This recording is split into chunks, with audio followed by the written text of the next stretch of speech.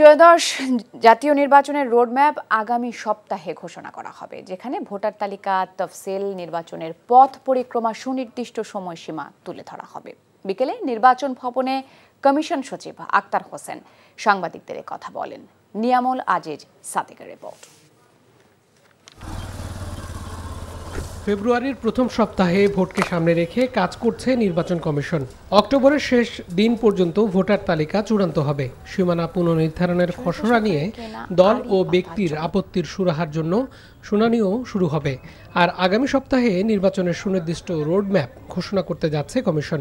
আমরা আশা করছি আগামী সপ্তাহে আপনাদেরকে আমাদের নির্বাচনের রোডম্যাপটা দিতে পারবো, সো দ্যাট আপনারা আপনাদের প্রস্তুতি এবং আমাদের প্রস্তুতি সম্পর্কে একটা ভালো ধারণা পাবেন। সুদীজনের সঙ্গে সংলাপ, আপনাদের সাথে সংলাপ ইত্যাদি, যেটা আইনবিধি সংশোধনের সম্পর্কে যাবতীয় তথ্যগুলো আপনাদের ওখানে দেওয়া হবে।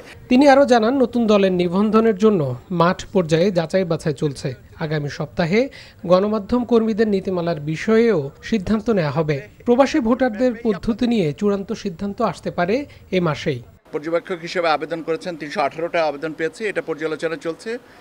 আর 22টা যে রাজনৈতিক দলের নিবন্ধন যেটা হয়েছে, যে প্রাথমিকভাবে তাদেরটা ফিল্ডে পাঠাবো আমরা আমাদের তথ্যের জন্য।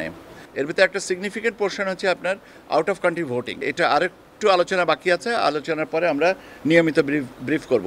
এদিকে জাতীয় পার্টির জিএম কাদেরের নেতৃত্বাধীন দলের মহাসচিব নির্বাচন কমিশন সচিবের সঙ্গে দেখা করেন। লাঙ্গল প্রতীক তাদেরকেই বরাদ্দ দেওয়ার আহ্বান জানান। আমাদের লাঙ্গল জিএম কাদেরের পক্ষেই আছে, জিএম কাদেরের স্বাক্ষরেই আছে। আমরা আইনি ব্যাখ্যায় দেখিয়েছি যে এটি অন্য কারো নিয়ে নেওয়ার কোনো সুযোগ নাই।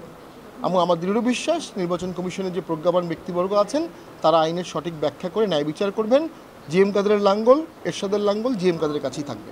আগামী সেপ্টেম্বরে রাজনৈতিক দল ও নির্বাচনের অংশীজনের সঙ্গে আলোচনা করবে commission. Niamul Aziz Sadek, NTV news, Dhaka. Bundle থাকলে প্রতি সেনমানিতে টাকা বাঁচবে। বিকাশ সেনমানি বান্ডেল কিনে জিতুন প্রতি লেনদেনে।